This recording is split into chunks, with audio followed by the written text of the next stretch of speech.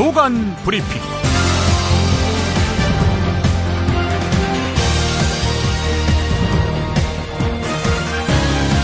2015년 11월 7일 토요일입니다. 어제 김용민 브리핑 팟빵 게시판에 올라온 댓글 중에 두 분의 글을 반론 차원에서 소개하겠습니다. 우선 쓰레기 청소부라는 필명을 쓰는 분입니다. 카카오 대리운전이 진입해야 합니다. 워낙 대리운전 기사들이 모래알 같아서 뭉치지 못하다 보니 그동안 대리운전 회사들의 횡포가 아주 심했는데 아무도 저항하지 않고 그냥 속으로만 사귀고 있었어요. 취재해보면 왜 대리기사들이 카카오가 대리운전 사업에 뛰어드는 걸 환영하는지 알 수 있을 겁니다. 대리비가 싸면 쌀수록 회사가 힘든 것이 아니라 기사가 힘듭니다. 피눈물이 납니다. 네, 이런 글이었습니다. 나는 깐심이라는 필명을 쓰는 분 글도 보겠습니다. 카카오 대리운전 사업은 힘없는 대리운전자에게 100% 이익입니다. 물론 번호 사업자들에게는 타격이 크겠지만 몇 개의 솔루션 사업자들과 전화번호 사업자들의 이익을 위해서 새벽까지 돌아다니는 그들의 입장을 무시해야 할까요? 커다란 자본의 다음 카카오가 지금의 구도를 깰 수 있는 새로운 솔루션을 가지고 있다면 대리운전을 이용하는 시민으로서 환영입니다. 네, 이런 글이었습니다. 그런데 이런 뉴시스 기사도 살펴볼 필요가 있을 것 같습니다. 일부 대리운전 기사들은 카카오에게 이 사업이 쉽지 않을 것이라는 의견을 내놓고 있다. 대리운전이라는 직종이 상당히 특수하기 때문이다. 우선 대리운전은 미터기로 움직이는 택시와 달리 운임이 일정하지가 않다. 고객 목적지와 시간에 따라서 운임이 달라질 수 있는 구조다. 이 때문에 고객과 대리기사의 분쟁은 끊이지 않는 편이며 고객 불만도 상당히 많이 접수되는 시장이다. 수수료도 문제다. 중개업체의 높은 수수료가 불만이던 대리기사들은 반기겠지만 다음 카카오도 대리운전기사에게 수수료를 요구할 가능성이 있다. 이럴 경우 또 다른 슈퍼갑 논란이 생긴다. 다음 카카오가 수수료를 기존의 사업자들이 한 20% 받거든요. 이 다음 카카오가 수수료를 10%대로 낮춘다 하더라도 대리기사들에게는 부담이 될 수도 있다. 네, 이런 지적입니다. 실제로 다음 카카오만 남고 나머지 사업자들이 다 죽는다면 다음 카카오가 수수료 계속 올리면 그때는 정말 꼼짝없이 당할 수밖에 없는 구조라는 거죠. 일본의 골목상권의 슈퍼마켓이 이 대형마트의 할인 공세에 의해서 속절없이 무너졌을 때 그 뒤에 대형마트가 가격을 올렸단 말이죠. 그 대형마트 어떻게 됐느냐? 결국 망했습니다. 뉴시스 기사 계속 보겠습니다. 골목 상권 침탈 논란도 넘어야 할 벽으로 꼽힌다.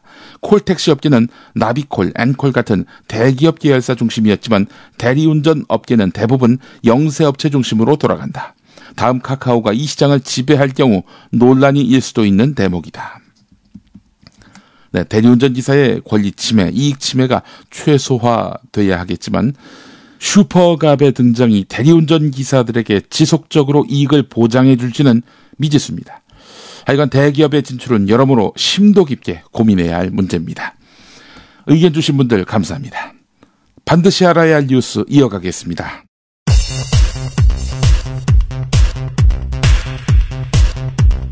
방패막이로 구한 대표 집필자가 이 정도였으니 그 뒤에 숨어있는 집필자들의 의식 수준은 어떨지 짐작이 가고도 남습니다. 최몽룡 서울대 명예교수의 불명예 집필진 사퇴와 관련해서 정부와 새누리당은 곤혹스럽다는 반응입니다. 공식 언급도 자제했습니다.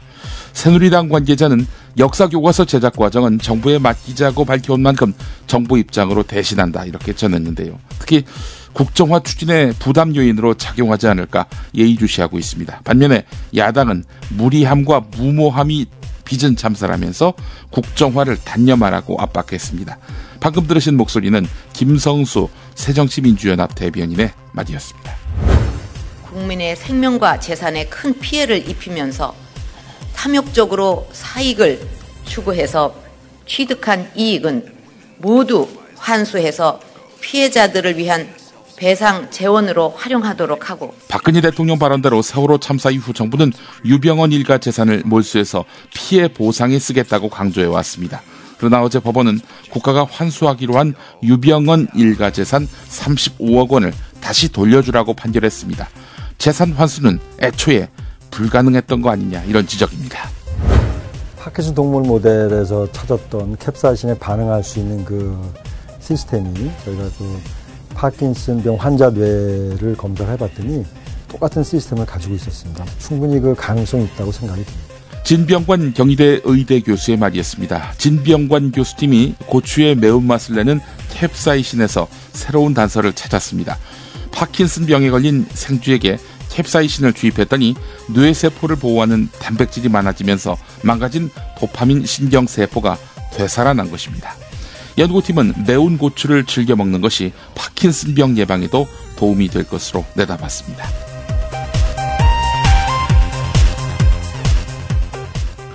김용민의 조간브리핑 토요일입니다. 이담채 김치, 컴백홈 대리운전, 전창걸의 새싹 땅콩차, 코골이 119, 좋은 사람과 플라워, 연지연 곰탕, 함세웅 주진우의 현대사 콘서트 제공입니다. 직접 담가 먹는 김치가 사 먹는 김치와 다른 이유 잘 아시죠? 내 눈으로, 내 손으로 골라야죠. 우리 걸로요. 한 포기 한 포기 직접 손으로 소금을 뿌려 절이는 가장 깨끗한 손으로 정성과 진심을 담아 이 김치 쥐앗으로 못 써요. 나쁜 병균 틈타지 말아야 하니까. 건강을 위해 소금은 적당히, 그러나 맛깔나게. 내 가족이 먹을 김치니까. 가족이 먹는 김치를 하나 더 만든다는 심정으로 만든 김치, 이담채 김치. 입맛 까다로운 김어준 딴지일보 총수의 한마디. 제가 이 김치의 맛을 보증합니다. 정말 맛있어요, 이 김치는. 포털 사이트 검색창에 이담채를 입력하세요. 전화주문은 1544-4586 1544-4586. 속보입니다. 요즘 어플로 부르는 대리가 유행인데요. 최근 컴백홈 대리가 선풍적인 인기를 끌고 있다고 합니다. 현장에 나와 있는 김 기자 불러보죠. 김 기자? 네, 전 지금 역삼동 먹자골목 한 주차장 앞에 나와 있습니다. 요즘 직장인들 사이에서 15땡땡 전화대리보다는 컴백홈 어플 대리로 직접 대리 신청을 하는 분들이 많다고 합니다. 특히 고객과 가장 가까운 대리기사를 직접 골라 부르고 이동거리만큼 이용요금을 지불하는 컴백홈 대리는 합리적인 요금체계, 이용내역 제공, 영수증 출력 서비스 등으로 그동안 대리를 많이 이용하셨던 고객들에게 각광을 받고 있습니다. 이에 컴백홈 측에서는 감사의 의미로 신규 가입 고객에게는 할인 쿠폰을 펑펑 쏜다고 하는데요. 컴백홈 대리 서비스 첫 이용 전에 쿠폰 번호 C8C8을 입력하시면 대리 요금 할인해 드린다고 합니다. 이상 역삼동에서 김 기자입니다. 김 기자 감사하고요. 지금 앱스토어, 구글 플레이에서 컴백홈 앱을 다운받으세요. 대리가 필요할 때 컴백홈. 어제 조선일보 보도라면서 우선적으로 소개해드린 기사가 있죠.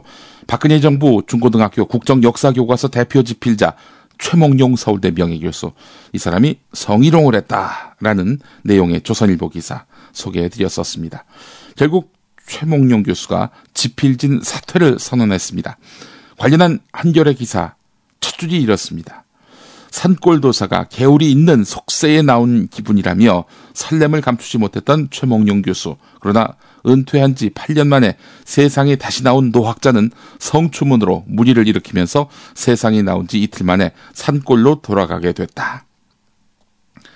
어제 그 석간 브리핑에서 최몽룡 교수가 집필자 하기 싫은데 못한다는 소리를 차마 청와대에다가 못하겠고, 그래서 우리 사회가 도저히 용납할 수 없는 행태를 벌임으로써 고의로 그만두려 하는 것 아니냐, 이른바 고차원적 출구 전략을 마련한 거 아니냐, 이런 일각의 추측을 전해드렸는데요. 한겨레 기사를 읽다 보면은 꼭 그렇지만은 않은 것 같다라는 느낌을 받습니다.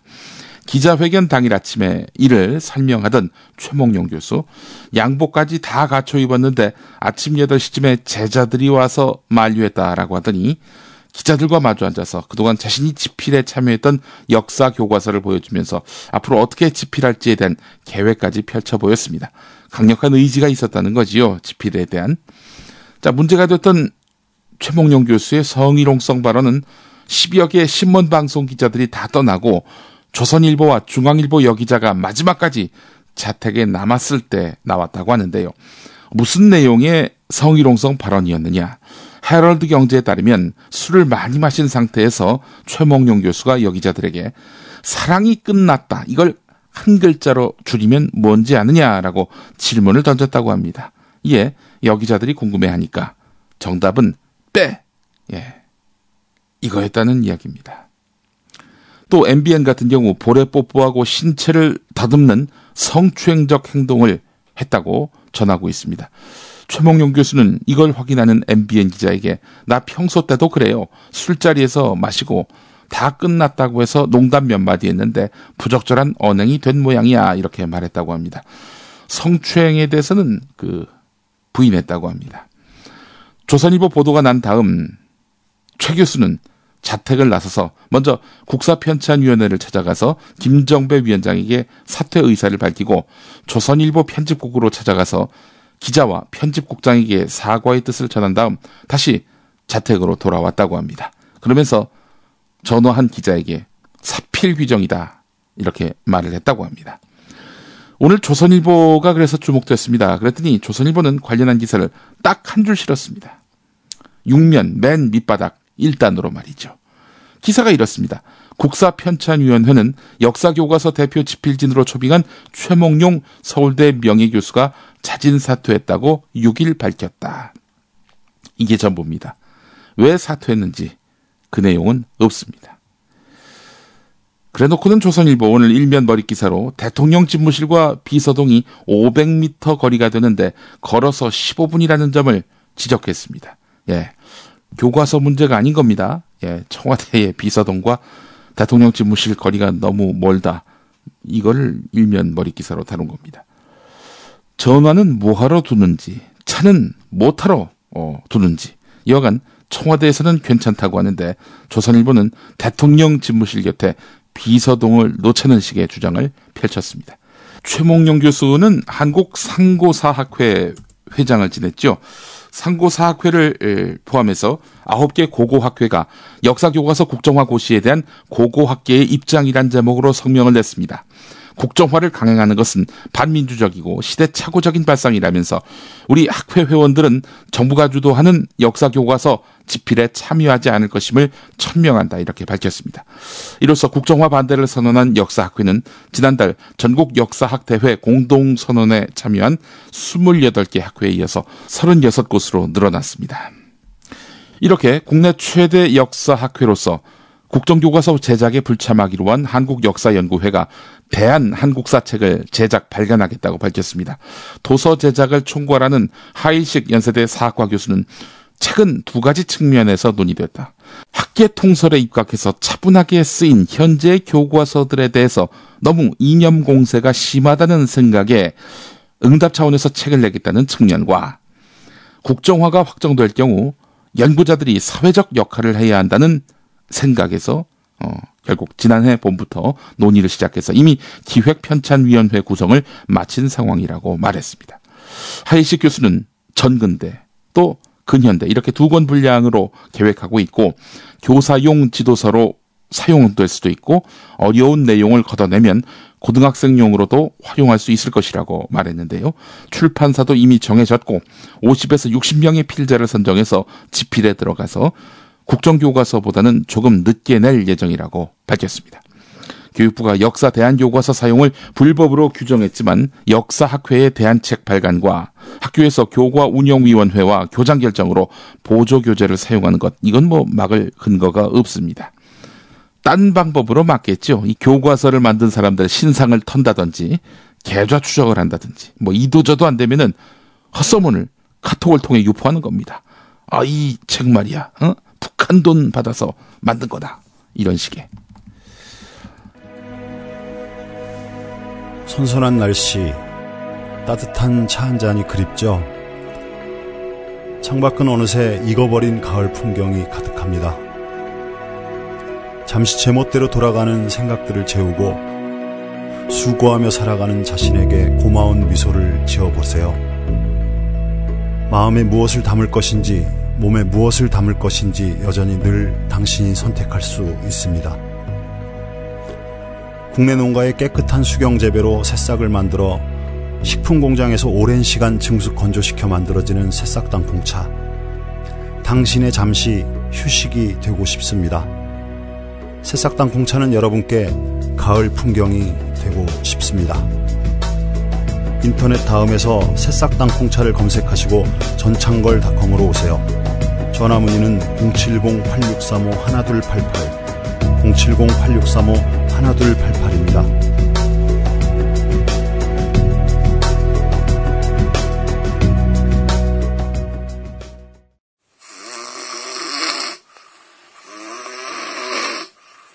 큰일 났네요. 큰일 났어요. 다른 사람에게 폐 끼치는 건 둘째치고 본인의 수면 건강이 무엇보다 걱정됩니다.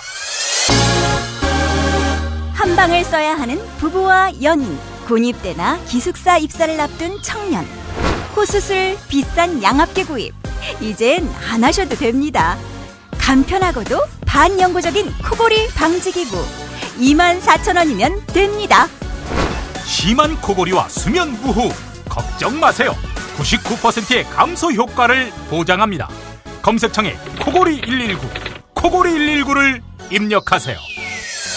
제가 잘못한 것 인정하고 앞으로 몰랐던 부분을 배워나갈 의향이 있거든요. 그런데 제가 한 행동에 대한 비난이 저에게 집중되는 것이 아니라 학교나 선생님들한테도 향하고 있어서 죄송스러워요. 10대 소녀는 결국 울고 말았습니다. 한겨레와의 통화에서 차분하게 말을 이어가던 학생은 결국 선생님들께 죄송하다라면서 울음을 터뜨렸다는 겁니다. 국정화를 반대하면서 좌파적 발언을 했다는 이유로 국정화를 찬성하는 보수 성향 단체와 개인들이 어린 여고생에게 원색적인 비난을 퍼붓고 있습니다. 이 학생이 재학 중인 학교는 빗발치는 항의 전화로 업무가 마비된 상태라고 합니다. 경기도 한 고등학교 관계자는 일반적인 항의 전화 수준이 아니다. 지금 학교 업무가 마비된 상태다. 학교가 위기에 처했다고 말했는데요. 이어서 학생의 신변도 아주 심각하다. 일베 사이트를 보니까 가족이나 부모들까지 신상 털기에 나선 것 같다. 학생 보호를 어떻게 해야 할지 걱정이다. 이렇게 말을 했다고 하는데요. 이 고등학교는 학생을 보호하고 학교의 정상적인 업무 수행을 위해서 비상대책위원회를 꾸리기로 했습니다. 이 관계자는 법적 대응을 위해서 경기도 교육청에 변호사 선임 등을 의뢰했다. 이렇게 밝혔습니다. 국정화에 찬성하는 보수 성향의 학부모단체는 공인도 아닌 고등학생의 실명을 거론하고 해당 학교 소속 교사에 대한 징계를 요구하고 나섰는데요. 이 단체가 바로 공교육 살리기 학부모 연합입니다. 학생을 표적으로 삼은 자들이 무슨 학부모 운운하고 있는지 알다가도 모를 일입니다만. 여기에 경찰도 한수를 더 떴습니다. 국정교과서 집필지를 상대로 폭행, 협박뿐 아니라 인터넷상에서 벌어지는 각종 반대 행위에 명예훼손 혐의를 적용해서 엄하게 처벌하겠다 이렇게 밝혔습니다. 국정교과서 고시 이후 찬반 양측 간의 여론 대립이 격화되고 있다. 특히 국정교과서 집필진 등 관련자들에 대한 협박과 인터넷상의 명예훼손 등 불법 행위 우려가 매우 높아지고 있다 이렇게 밝혔는데요. 경찰은 집필진에 대한 명예훼손의 사례로 국정교과서 집필을 한다고 하니 노망 들었나 이런 반응. 명단만 거론돼도 친일파. 중앙일보 기사 제목이 이러합니다. 또 연합뉴스 기사 제목 최몽룡은 친일학자? SNS에서 국정교과서 집필진에 대한 근거 없는 비난 쏟아져. 문화일보는 국정화 찬성학자들 신상털기 제2의 이완용 역사 오적 규정. 네, 이런 기사를 적시했습니다. 경찰은 하지만 국정화를 찬성하는 보수단체 또 보수 성향 누리꾼들의 국정화를 반대하는 시민에 대한 폭언성 인터넷 댓글에 대해서는 전혀 언급하지 않았습니다. 예컨대 일간베스트 저장소 사이트에는 국정교과서 반대 시위를 한 그 여학생에 대한 인신공격성 댓글이 달리고 있는데요. 이 때문에 국정화 반대 여론이 갈수록 높아지고 집필진 섭외 그리고 구성이 어려워지니까 국정화 반대 학자나 시민에게 재갈을 물리려 한다는 비판이 나오고 있습니다. 심지어 최몽룡 교수 찾아가서 설득한 제자들이 테러를 저질렀다는 식으로 새누리당 의원이 선동하고 나서지 않았습니까? 여기에 검경이 맞장구 치기도 했습니다. 이게 도대체 나라인가 싶습니다. 세월호 특별법 제정 1년입니다. 세월호라는 말만 들어도 이게 도대체 나라인가 하는 생각을 다시 하지 않을 수가 없게 되는데요. 벌써 1년이라니까 갑갑하네요. 시작할 때는 정부에서 적극 지원해 줄 거라고 생각했어요. 그런데 출발부터 세금 도둑이라고 하면서 활동을 제약하는 움직임이 있었고 지금도 여전히 정부는 빨리 끝내라는 의미로 예산과 법률안 개정에 소극적입니다. 세월호 참사가 발생한 때에서 한 걸음도 나가지 못한 것 같습니다. 네, 이 말을 한 사람은 권영빈 4.16 세월호 특별조사위원회 진상규명 소위원장이 경향신문 기자에게 한 말입니다. 지난 1년 동안 진전된 것이 거의 없었습니다. 예산 지급은 물론이고 기본적인 업무 협의조차 하지 않는 정부 여당의 노골적인 방해 때문에 특별법의 취지가 퇴색됐다는 평가가 나오고 있습니다. 김재원 새누리당 의원 무슨 말을 했지요? 특별법에 의거해서 만든 특별조사위원회를 가리켜서 세금 도둑이라고 했습니다. 해양수산부는 3월 말에 세월호 특별법 시행령안을 만들면서 특별조사위원회의 업무 범위를 축소하는 조항을 넣었습니다. 정부 여당은 특별조사위원회에 극우 보수 성향의 인사를 대거 포진시켰습니다. 노무현 문재인은 공산주의자다, 이 말을 한 고영주 방송문화진흥회 이사장도 특별조사위원회 비상임위원 가운데 한 명입니다. 이들은 고비고비마다 특조위원회를 내부에서 흔들었습니다. 새누리당 추천 몫인 조대환 전 부위원장은 지난 1월에 특조위에 법적 근거가 없다면서 정부에다가 공무원 파견을 중지해달라고 요청했고, 지난 7월 특조위가 인력 채용을 할 시기에는 채용이 잘못됐다면서 일방적으로 2주 넘게 출근하지 않다가 돌연 사퇴했습니다. 최근에 사퇴한 석동현 전 의원은 부산 사하을에서, 황전원 의원은 김해을에서 출마를 준비하고 있습니다. 어느 당으로 출마하겠습니까? 새누리당이죠. 특조위를 자기 총선 출마를 위한 발판으로 삼은 것 아니냐, 이런 지적이 당연히 뒤따를 수밖에 없는 겁니다.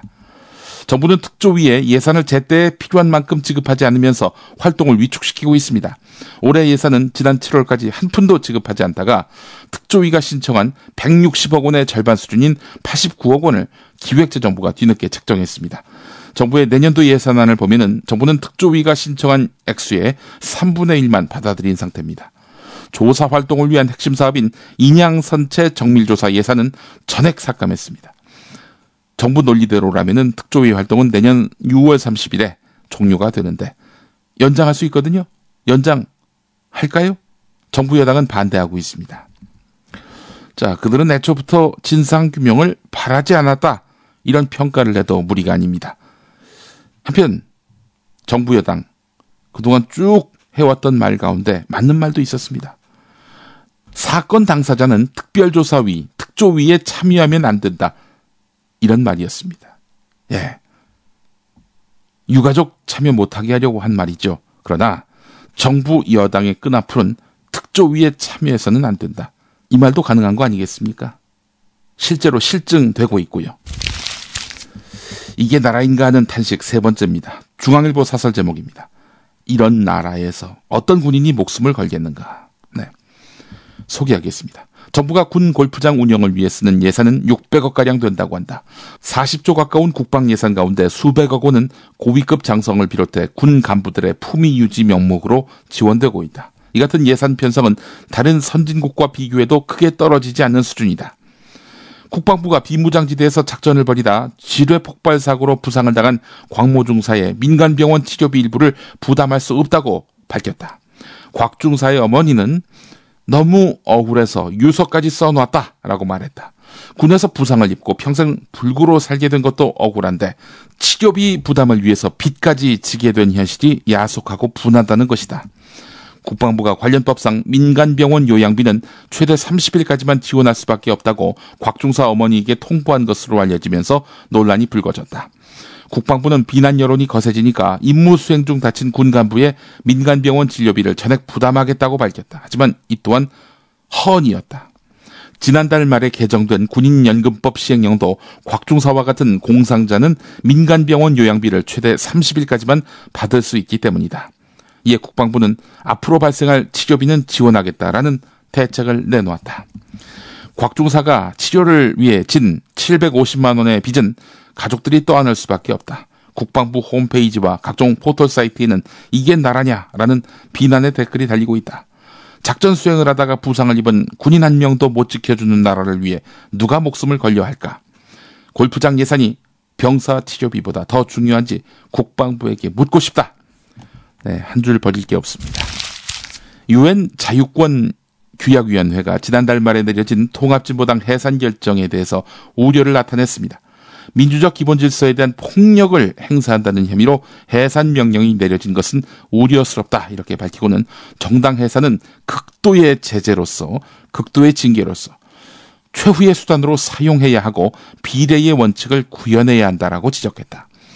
위원회는 영장 없는 통신감청에 대해서도 국가정보원의 통신수사에 대한 모니터링 제도를 도입하고 임의 수사를 방지하기 위한 조치를 늘려야 한다라고 밝혔고, 또 차벽 등 그 집회 자유 침해에 대해서 버스 봉쇄 같은 평화적 집회에 관한 권리를 심각하게 제한한 것에 우려를 표한다라고 말을 했습니다.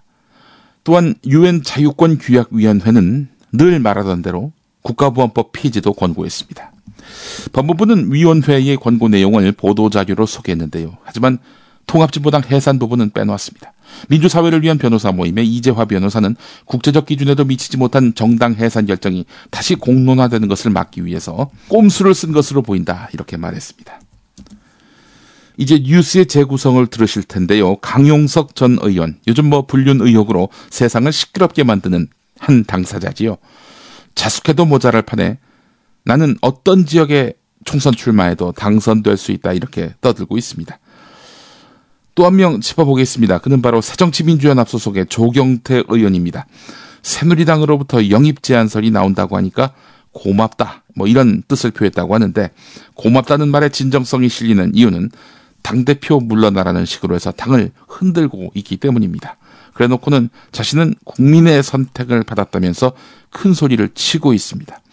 강용석 씨와 조경태 의원이 정말 국민의 선택을 받아서 20대 국회에서 다시 만나게 된다면 어떤 상황이 발생할까? 기싸움을 벌인다면 조경태 의원이 크게 밀릴 것 같습니다. 이미 18대 때 한번 큰 판을 벌인 적이 있었거든요. 2011년 상황, 그 상황을 담았습니다. 중앙일보 보도 관련 정정보도 요청 및 입장 표명, 강용석 국회의원입니다. 강용석 의원 성희롱 발언 사건, 당시 당사자의 해명. 중앙일보의 보도 내용은 허위 왜곡 보도입니다.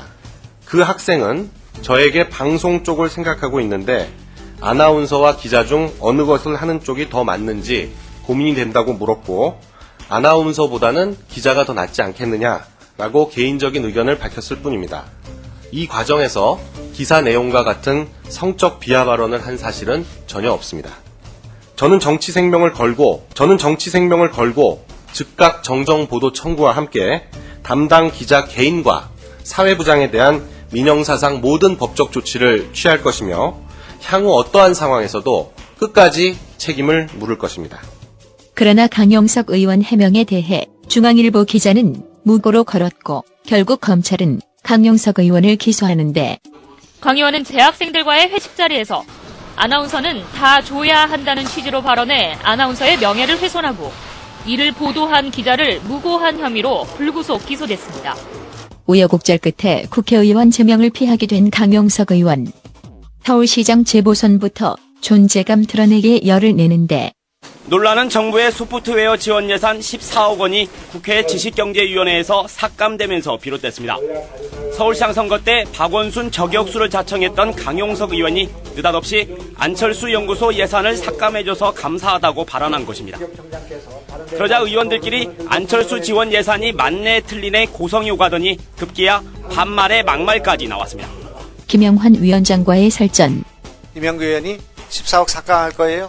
예, 삭감하겠습니다. 그래서 조경태 의원은 예, 넘어가겠습니다. 이것이 숙기록의 내용의 전부입니다. 지금 조경태 의원 변명해 주시려고 그러는 겁니까? 모르고 넘어갔다는 거? 그러니까 알았다는 거 여기 다 나옵니다. 강용석 의원. 예. 아무리 제가 부족한 사람이지만 저의 동의를 구해서 발언하시기 바랍니다. 발언 기회를 주세요. 그냥 가만히 계실 거면 저한테 발언 기회를 주십시오. 의사진행 발언을 하겠습니다. 조경태 의원이 한마디 하자 강용석 의원. 당신이 위원장이야? 조경태, 너는 안 젊어? 자, 여야 간에 간사 간에 합의된 내용을 말씀하십시오. 조경태 의원 말씀하시죠. 저는 부산에서 지방대학을 나왔지만은 그 시기에 하다는 말씀드리겠습니다. 조경태 의원은 부산대 출신, 강용석 의원은 서울대 출신. 어느 대학 나왔는데? 제가 입이 거치기 때문에 그렇게 하지 마세요. 누군 안 거치신 줄 알아? 뭐 하자는 얘기야 지금?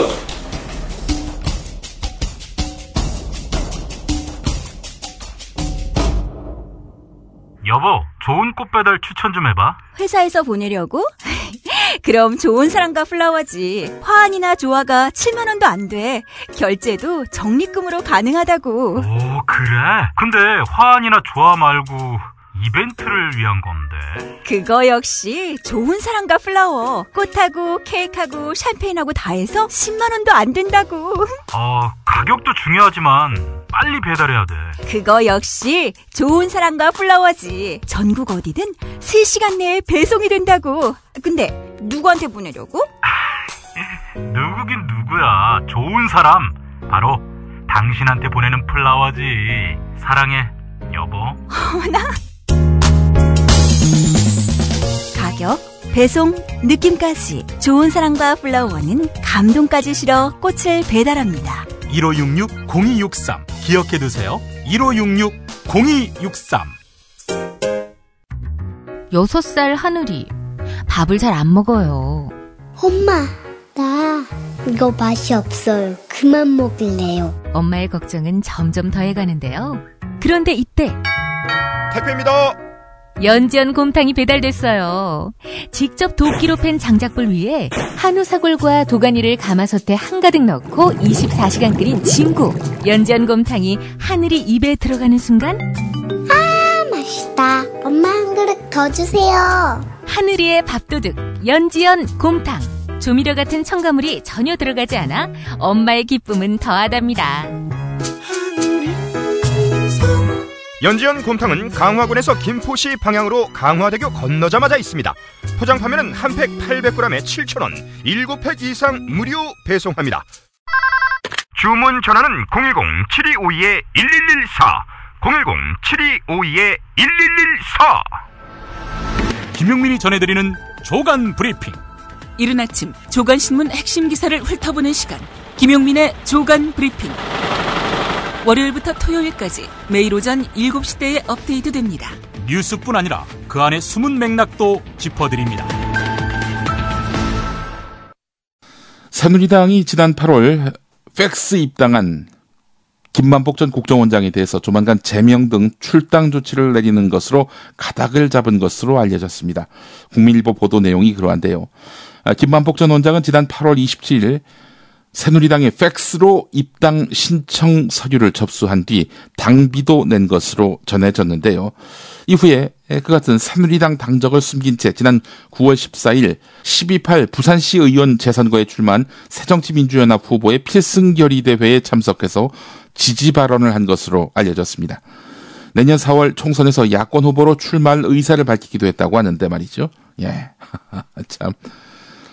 또 하나의 팔불출은 바로 김무성 대표입니다.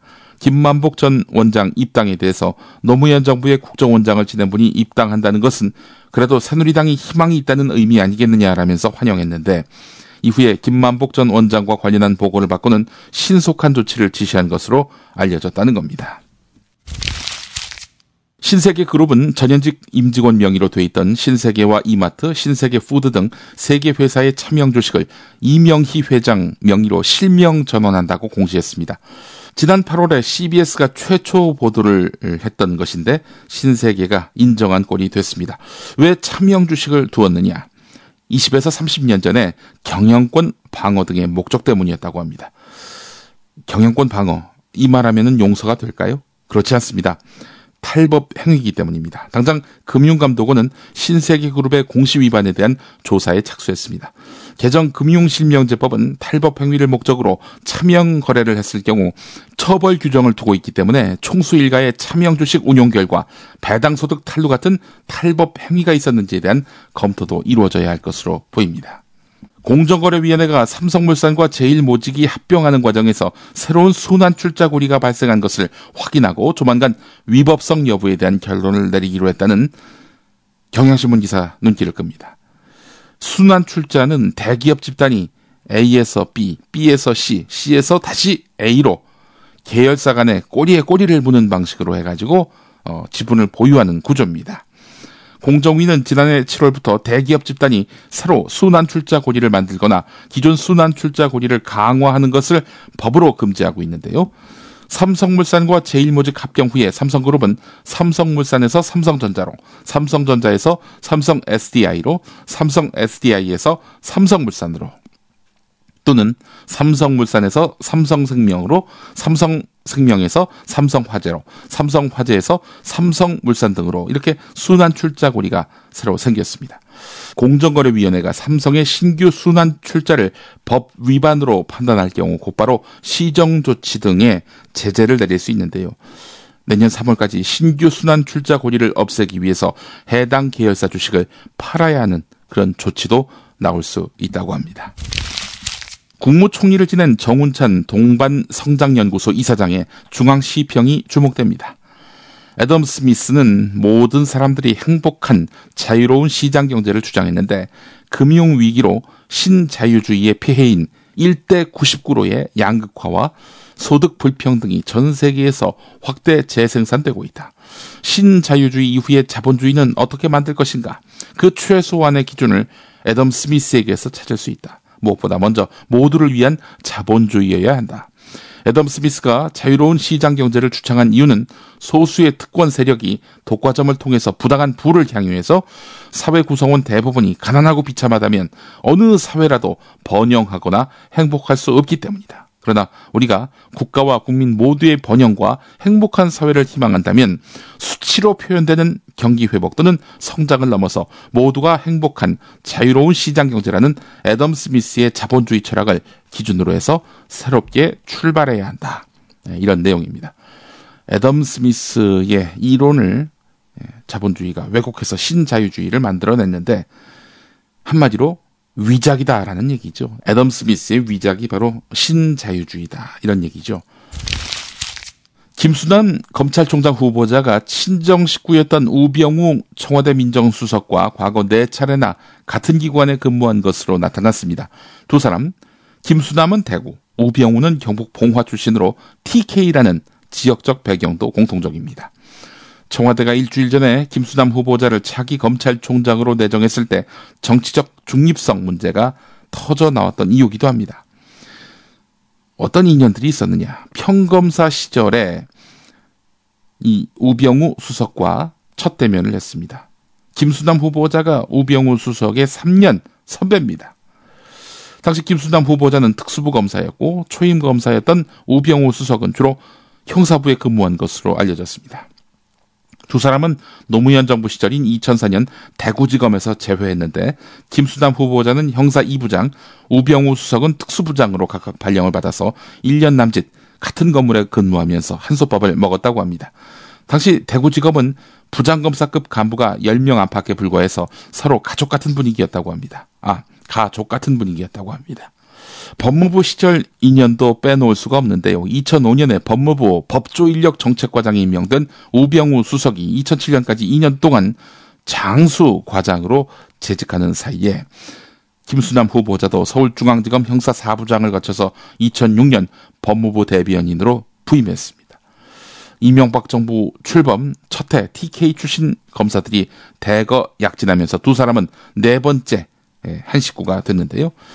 김수남 후보자는 서울중앙지검 특수부, 강력부, 금융조세조사부 등 핵심 수사부서를 지휘하는 3차장 검사에 기용됐습니다. 우병우 수석도 검사들이 가장 희망하는 보직 가운데 하나인 금융조세조사 2부장을 맡아서 서울중앙지검에 입성했습니다. 상명하복이 엄격한 검찰 조직에서 김수남 후보자가 우병우 수석의 직속 상관이 됐던 것입니다. 이런 인연을 맺은 두 사람, 한 사람은 검찰총장이 되고 한 사람은 청와대 민정수석으로 있단 말이죠. 형님 동생이 이렇게 한솥밥을 또 다시 먹게 되는군요. 5번째. 오영희 씨 이야기가 있습니다. 전북 김제시 봉남면 마을밭에서 일군 옥수수를 내다 팔아 생계를 꾸린 분인데 이분이 선천성 시각장애 1급이라고 하는군요. 사물 형체만 희미하게 인식할 정도로 눈이 잘 보이지 않았는데 50년 넘게 김제의 시장길은 훤했습니다. 사고가 난 날도 혼자 제수용품 장만하려 이제 장을 찾아갔다가 주차장에서 빠져나와 좌회전하던 승용차에게 바쳤습니다. 오영희 씨는 당시 상황을 잘 기억하지 못했습니다. 사고 후에 가해 차량이 가입한 보험사는 오영희 씨가 주의를 잘 살피지 않았다면서 손해배상금을 줄 수 없다고 통보했습니다. 치료비마저 막막해진 막내 아들은 소송을 제기해서 법원에 화해 권고를 이끌어냈는데요. 근데 이번에는 보험사가 반소를 걸어왔습니다. 사고 10개월 후인 2014년 5월 보험사가 기왕증 기여도가 70%로 판정이 난 만큼 그동안 지급한 치료비 6천여만 원 가운데 약 5천만 원을 물어내라는 부당이득금 반환 청구 소송을 낸 겁니다. 기왕증, 이게 뭐냐면요, 과거에 앓았거나 현재 있는 질병, 이것이 사고 후유증 또는 새 질병에 어떤 영향을 미쳤느냐는 정도를 말하는 겁니다. 기왕증은 법원 판례에서는 인정하고 있지만은 종류, 정도에 대한 정립된 이론이 없고 의사마다 판단이 다르기 때문에 분쟁의 요인이 되고 있습니다. 형편이 어려운 오영희 씨는 기초생활수급자이기 때문에 의료비 지원 대상입니다. 애초에 건강보험으로 치료를 받았다면 거의 본인 부담금 없이 병원 치료를 받을 수 있었는데요. 그러나 현 시스템상 자동차 보험으로 치료를 받으면 중간에 이를 돌리기가 쉽지 않습니다. 법원 소송 결과에 따라서 오영희 씨는 살고 있던 집에서도 쫓겨나게 될 그런 딱한 사정이라고 합니다. 한국일보 1면에 실린 기사였습니다. 국제동물보호단체인 휴메인 소사이어티가 요즘 식용개를 키우는 농장에다가 연락을 한다고 합니다. 개를 팔아라. 그리고 농장을 접어라. 이런 전화를 한다는 건데요. 이렇게 해서 도사견들, 반려동물로 거듭난다는 겁니다. 이 휴메인 소사이어티의 노력으로 도사견 120마리는 모두 미국으로 보내졌고 현재 90%가 입양돼서 새 가족을 찾았다고 합니다. 휴메인 소사이어티가 파악한 한국 개고기 시장은 다른 아시아 국가들과 다르게 대규모 농장 중심이라는 특수성이 있었습니다. 그래서 휴메인 소사이어티는 농장을 설득한다는 겁니다. 한편 젊은 사람들이 중심이 된 국내 동물보호단체들도 휴메인 소사이어티와 손잡고 다양한 캠페인을 계획하고 있다고 합니다. 거리의 사제 함세용. 건강한 민족공동체가 형성되기 위해서는 역사 정의가 이룩되어야 됩니다.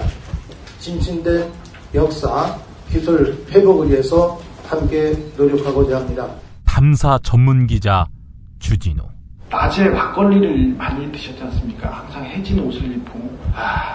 근데 남겨놓은 재산이 너무 많으세요. 유경재단도 있고 영남대도 있고 정수장학회도 있는데 막걸리만 먹었다. 저녁에 시바스리가 먹었지 않습니까? 그거는. 근데 이제 떠날 채비를 마쳤습니다.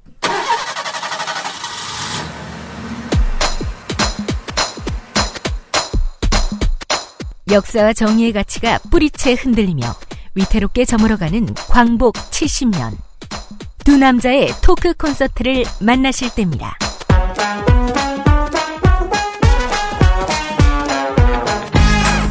함신부와 주기자의 현대사 콘서트 11월 27일 금요일 저녁 7시 부산 상공회의소 대강당. 이튿날인 11월 28일 토요일은 낮 3시 대구 동성 아트홀에서 있습니다.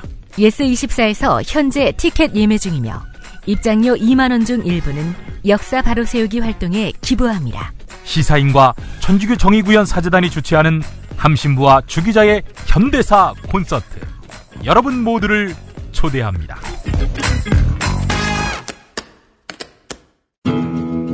이번 세월호 사고는 우는 자들과 함께 울라는 성경 말씀처럼 세월호 유족을 위로한다며 한 말이지요. 그러나 바울이 했던 이 말의 본질은 소통의 능력을 키우라는 것이었습니다.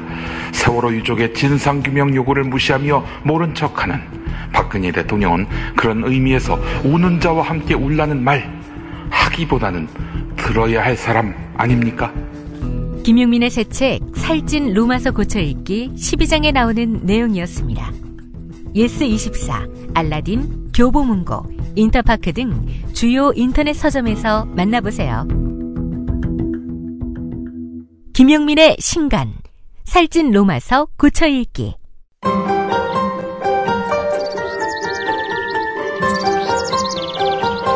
오늘의 날씨. 주말 내내 전국에 비가 흠뻑 내리겠습니다. 곳에 따라서 벼락이 치거나 돌풍이 부는 곳도 있겠는데요. 비가 내리면서 낮 기온 어제보다 크게 떨어지겠습니다. 3도에서 7도가량 낮아지겠는데 서울이 12도, 대구는 15도에 머물 것으로 보입니다. 또 오늘 해안 지방을 중심으로 바람이 강하게 불 것으로 보이는데요. 낮 기온은 서울 12도, 광주 19도에 머물면서 쌀쌀하겠습니다. 물결은 모든 바다에서 거세게 일겠는데요. 이번 비는 월요일 낮에 대부분 그치겠습니다. 이후로는 크게 추워지지는 않아서 올해 입시 한파는 없을 전망입니다. 오늘 김용민의 조간 브리핑은 러시아는 왜 국정을 단념했나? 라는 러시아 방송인 일리아 벨라코프 씨의 글을 소개하면서 마무리하도록 하겠습니다. 이 벨라코프 씨는 JTBC 비정상회담에 출연하고 있는 방송인이죠. 1991년 소련이 붕괴됐다. 민주주의적 변화를 요구받은 러시아 새 정부 아래에서 여태까지 상상 못했던 소련 공산당에 대한 비판의 목소리가 쏟아지기 시작했다. 국가의 통제가 줄어들면서 역사 교과서도 출판사마다 또 대학마다 천차만별로 나오는 시기가 됐다. 그런데 역사를 아주 중요하게 생각하는 푸틴 러시아 대통령은 이런 상황을 대통령 임기 초반부터 엄하게 비판해왔다. 소련식 역사 교육을 찬양하며 2013년 2월 국회 연설 때 젊은이들에게 올바른 역사 의식을 심어줘야 하고 애국자를 키우기 위해서 한 가지 역사 관점으로 통일해 가르쳐야 한다며 국정 역사 교과서를 만들라고 지시했다. 그러나 1년 반 뒤 포기했다. 국립학교에서는 국정교과서를 쓰고 있지만 사립학교에서는 아무 제한 없이 교장이나 교직원들이 역사 교과서 선택권을 예전처럼 누리고 있기 때문이다. 그러면 푸틴이 사립학교에도 압박을 넣어서 야 너희들도 국정교과서 써라 이럴 수 있는 거 아닙니까? 그러나 역사 해석을 단일화한다. 이거에 대한 교육계의 밑바닥으로부터의 저항이 상당했기 때문에 그 철권 권력자 푸틴도 포기했다는 겁니다. 애써 만들어서 뿌려봐야 가르치는 현장에서 외면하면 그만이란 겁니다. 조간 브리핑 마치겠습니다.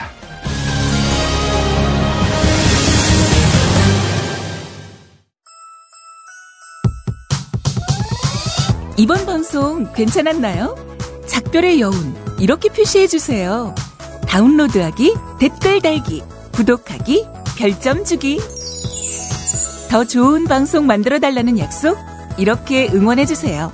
다운로드하기, 댓글 달기, 구독하기, 별점 주기. 기억하셨죠?